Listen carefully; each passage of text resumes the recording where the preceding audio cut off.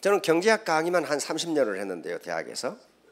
애터미는요, 성공하실 수 있는 객관적 조건을 다 갖추고 있어요. 2010년 11월부터 강의를 시작했는데 그 이전에는 여러분들처럼 여기 앉아서 한 6개월 정도 강의를 들었어요. 그래서 이놈들이 사기를 치는지 안 치는지 내가 보자. 근데 들어보니까 사기가 아닌 것 같아.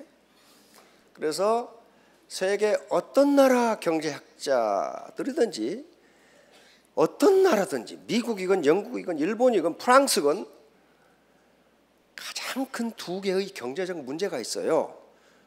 그 두 개만 해결되면요, 거의 대부분 모든 문제는 해결됩니다. 그것은 일자리와 소득이에요. 일자리와 소득. 일자리 문제와 소득 문제만 해결되면 다른 것은 부차적인 문제예요. 그런데 그 일자리와 소득의 문제는 동전의 양면입니다. 일자리가 변변치 않으니까 소득이 작아요. 그렇죠? 소득이 작으니까 또 인간 자본을 늘릴 수 있는 교육이 부실해. 그러니까 소득은 더 작아. 소득은 더 작다 보니까 아파. 계속 아파. 우리나라 소득 불평등보다 더 불평등한 게 건강 불평등입니다. 어떻게 소득이 낮은 사람일수록 아파? 그럼 뻔하지요. 뭐 때문에 그래요? 좋은 거 못 먹고 휴식 제대로 못 하고 아플 때 병원에 제대로 못 가고 그러니까 건강이 나쁠 수밖에 없지.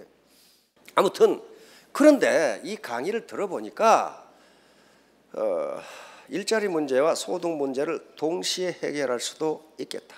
이 생각이 들어서 제가 강의를 시작했습니다. 2010년 11월부터. 그래서 나의 주체적 조건을 갖추면 누구나 성공할 수가 있는데 오늘은 요 잡스 얘기부터 하도록 하겠습니다. 자, 요 애플의 스티브 잡스입니다.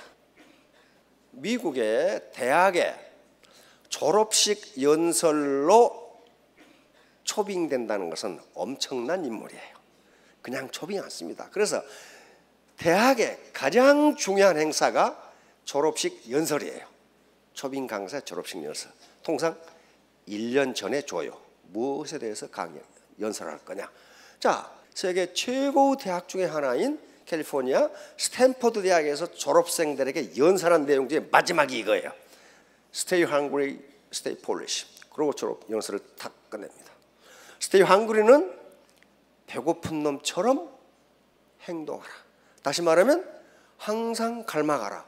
배부른 돼지처럼 행동하지 말라는 거야. 그렇게 해가지고 발전이 없다는 거야. 근데 키포인트는 여기 있어요. 뭐예요?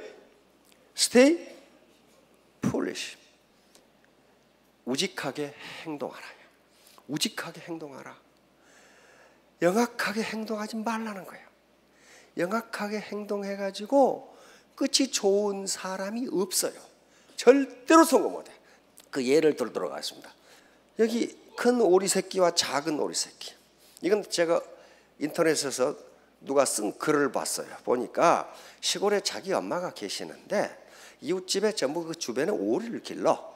근데 오리가 부화를 했어. 양쪽 다. 그래서 뭐 17마리인가 부화를 했다든가. 근데 어느 날 오리 새끼들이 새끼 오리들이 오리 새끼라고 하면 새끼 오리들이 저끼리 놀다가 전부 자기 엄마 집으로 같이 와버렸어.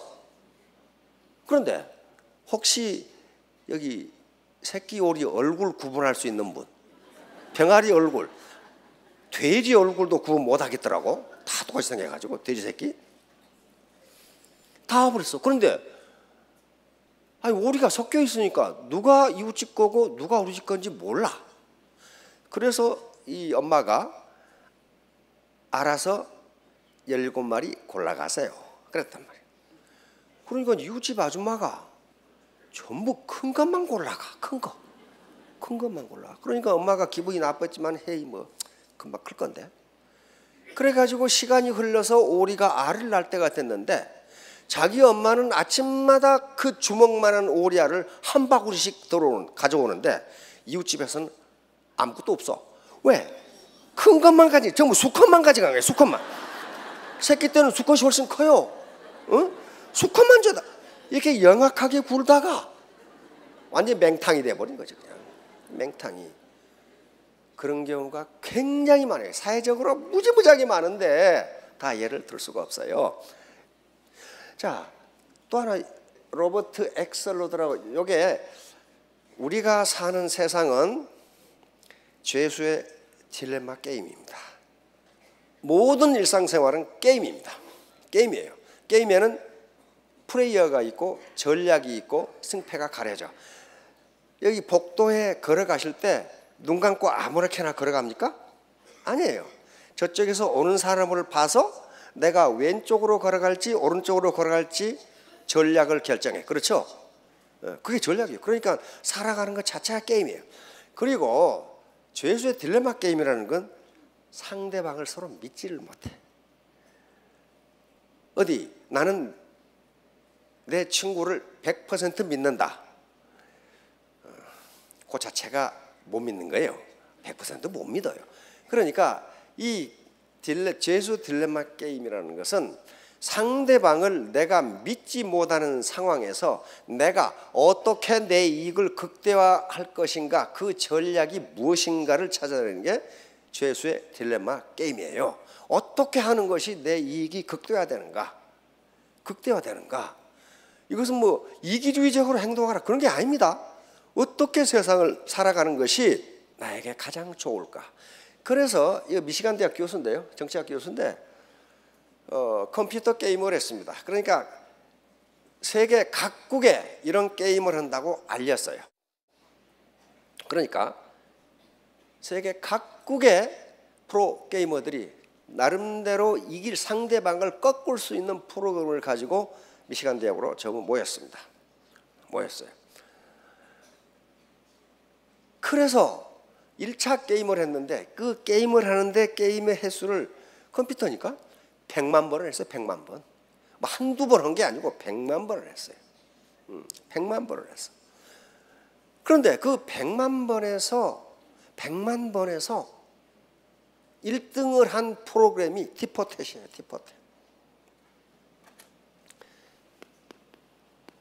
티포텟이라는 프로그램이었어요.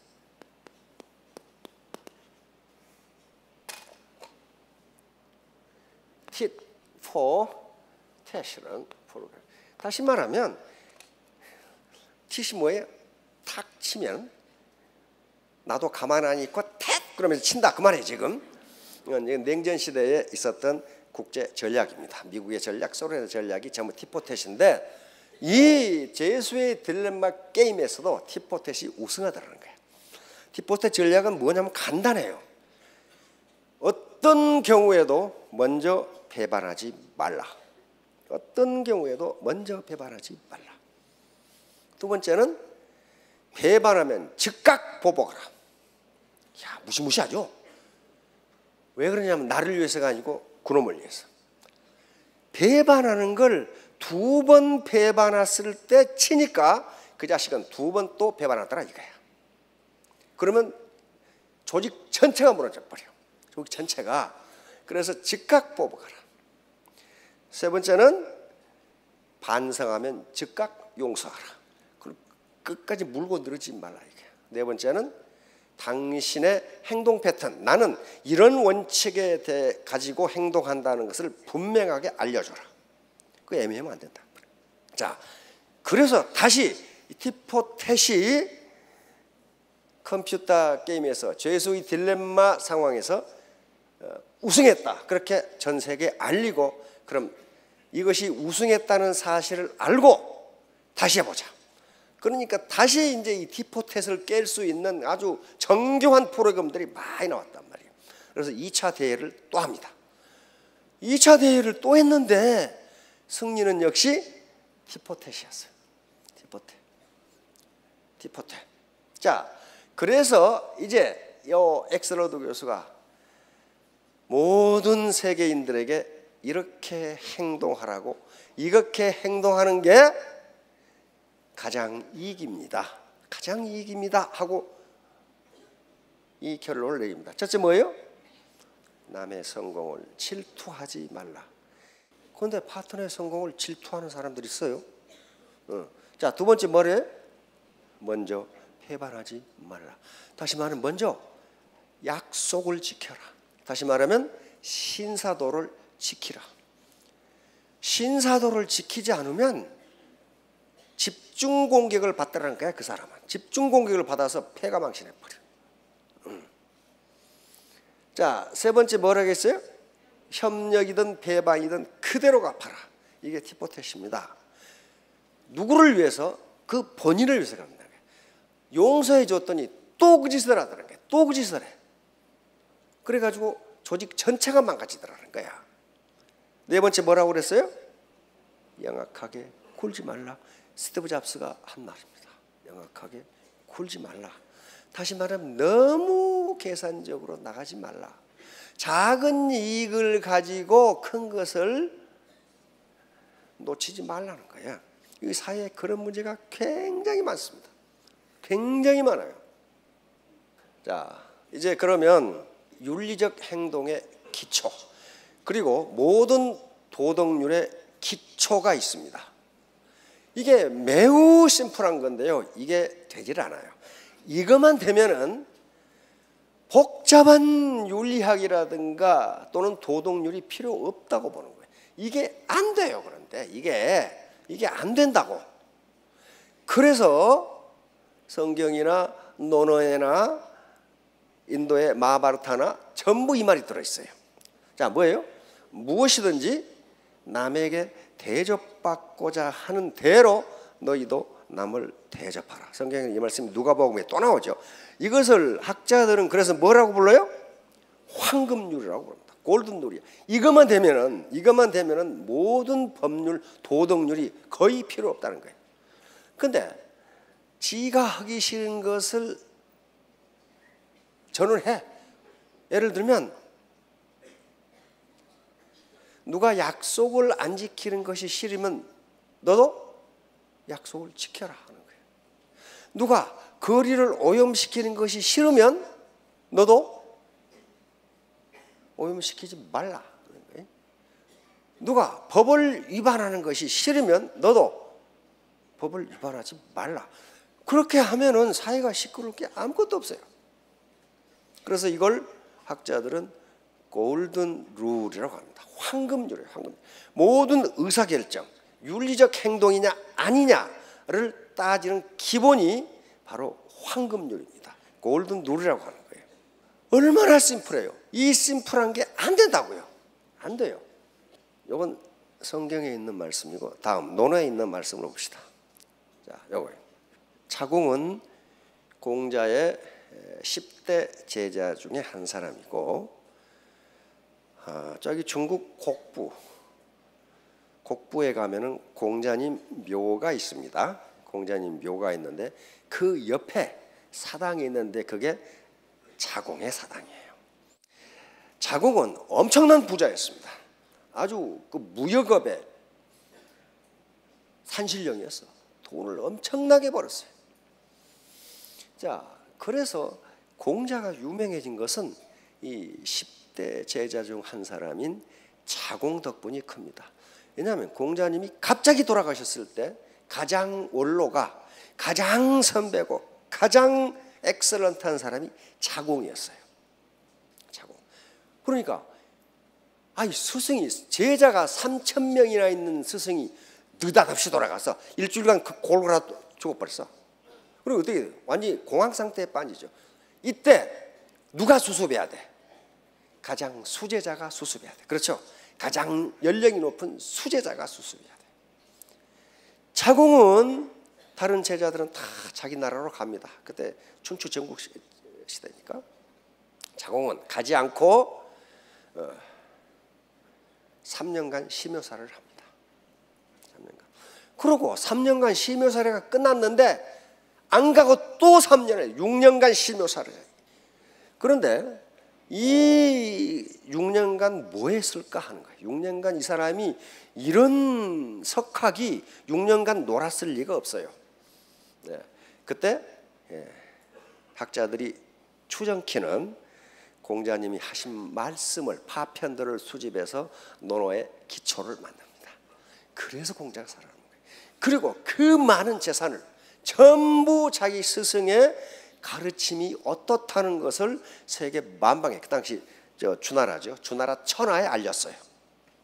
그래서 공자가 유명해지기 시작하는 거예요. 자, 그런 사람이에요. 그러니까 이런 수제자들의 질문은요, 어린 제자들이 묻는 질문과는 그 차원이 달라요. 그리고 그 대답도 공자는 가슴 높이 교육을 했기 때문에 묻는 사람의 지적 수준과 그 사람의 능력, 학문 정도에 따라 대답을 다르게 합니다. 자, 자국이 물었어요. 유 이러니 가히 종신지 행자오. 한마디 말로 평생토록 행할 만한 것이 있습니까? 이렇게 물은 거예요. 지금부터 2500년 전 얘기예요. 지금 엊그제 얘기가 아니에요. 그러니까 자왈, 그것은 서다, 이렇게 아주 단도직입적으로 이야기합니다. 이게 무슨 서자입니까? 용서할 서자입니다. 이게 인이에요. 인이다. 이게 인이다. 성경에서도 사랑이라는 말과 용서라는 말은 거의 동격어입니다. 같아요. 자, 서라는 것은 이런 뜻이다. 기소부력 몰시어이. 네가 당하기 싫은 일을 남에게 하지 말라. 누가 거짓말을 하면 네가 싫으면 너도 거짓말하지 말라, 그 말이에요. 이게 서라는 것이다. 자, 이게 이제 결론입니다. 다시 말하면 스티브 잡스가 Stay hungry, stay foolish. 이건 우직하게 행동하라는 건데, 우직하라는 것은 네 이익을 위해서 남이 당하기 싫은 일을 너는 하지 말라는 거예요. 그러면 애터미 사업도 성공한다. 그러니까 공자님이 2500년 전에 다단계를 할 걸로 아셨는 것 같아. 남한테 공갈치고 허위 과장 광고하고 내가 파트너들의 성공을 위해서 그래놓고 뒷구멍으로 자기 주머니 챙기고 그렇게 하지 말라는 거예요. 왜? 파트너들은 바보가 아니면 다 알아. 그러면 라인이 무너져요. 자, 우리 모두 3년 후 5년 후에 모두 로얄 마스터, 스타 마스터 되시기 바랍니다. 예, 감사합니다.